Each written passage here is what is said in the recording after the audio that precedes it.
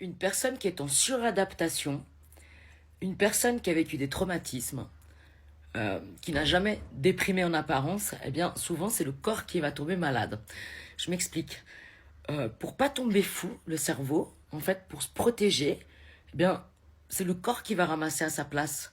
Il y a des personnes qui ont eu des vies très très difficiles, mais qui sont jamais tombées en dépression, puis un beau jour, bam, c'est la maladie qui frappe ou c'est les douleurs chroniques. La médecine chinoise explique bien le rapport entre nos émotions, nos traumatismes, les maladies et les douleurs.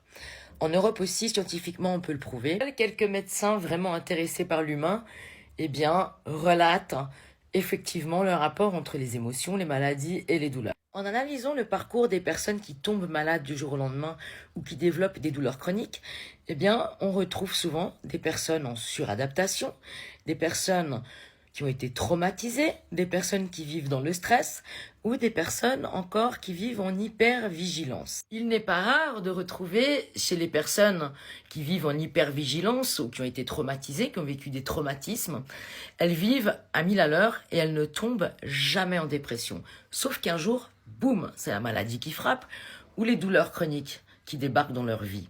Je vous explique pourquoi. En fait, quand on a une déficience mentale, eh bien, c'est le corps qui va ramasser ce fardeau. C'est le corps qui va tomber malade à la place du cerveau. Donc souvent, ce type de personnes, même en étant malades, elles ne tomberont pas en dépression. C'est le corps qui va compenser cette défaillance émotionnelle. Donc quand on a des émotions refoulées, des traumatismes pas réglés, quand on est en suradaptation, en hypervigilance, eh bien forcément, un jour, ça ressortira quelque part. Et si ça ne sort pas dans un burn-out ou dans une dépression, eh bien c'est le corps qui va ramasser. Et j'en ai fait l'expérience. J'ai eu une vie, je pourrais dire que j'ai eu 1000 vies en une.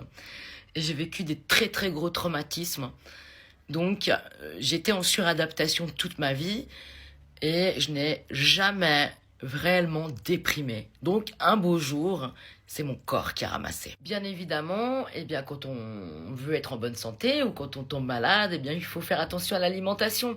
Car quand on est abîmé, ben, c'est tout notre système immunitaire qui a pris un coup.